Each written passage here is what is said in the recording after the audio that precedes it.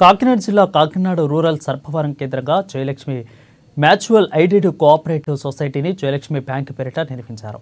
29 బ్రాంచ్లతో 560 కోట్ల డిపాజిట్లు వసూలు చేసి 3 ఏళ్ల క్రితం బ్యాంకు పాలకవర్గం పరారైంది.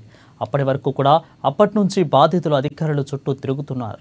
మొన్నటి అసెంబ్లీ ఎన్నికల్లో కూడా కాకినాడ రూరల్ నుంచి పోటీ చేసిన అభ్యర్థి జయలక్ష్మి బ్యాంకు డబ్బులు వెనక్కి ఇప్పిస్తానంటూ కూడా హామీ ఇచ్చారు. ఇంతవరకు ఎలాంటి ప్రయోజనం లేకపోవడంతో పాలకవర్గం సిటీ ఎమ్మెల్యే కొండబాబుతో కలిసి కలెక్టరేట్లో భేటీ అయింది. ఇక కలెక్టర్ ఇప్పటికే డీజీపీకి లేఖను కూడా రాశారు. తాము చెల్లించాల్సిన బకాయిల కంటే బ్యాంక్ ఆస్తులు ఎక్కువగా ఉన్నాయని, వీటిని ట్రిబ్యునల్లో వేయడం జరిగిందని, ఆర్డర్ రాగానే డిపాజిట్లు చెల్లిస్తామని ప్రస్తుత చైర్మన్ త్రినాథ్ రెడ్డి తెలిపారు.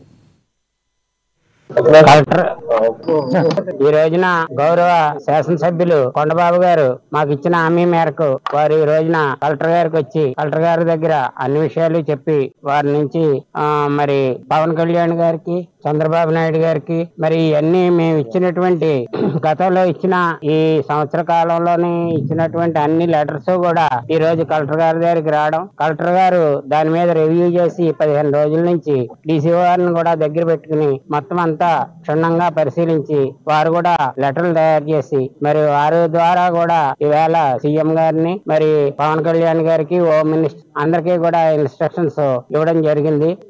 వారు ఒక 40% మరి ఇప్పుడు ఉన్నటువంటి 580 కోట్లు వీరందరికీ కూడా డిపాజిటర్స్ కి ఇవ్వాల్సిన 580 కోట్లలోని ఓ 40% ఇవ్వాలని మరి కొండబాబు గారు ఓ లెటర్ పెట్టారు.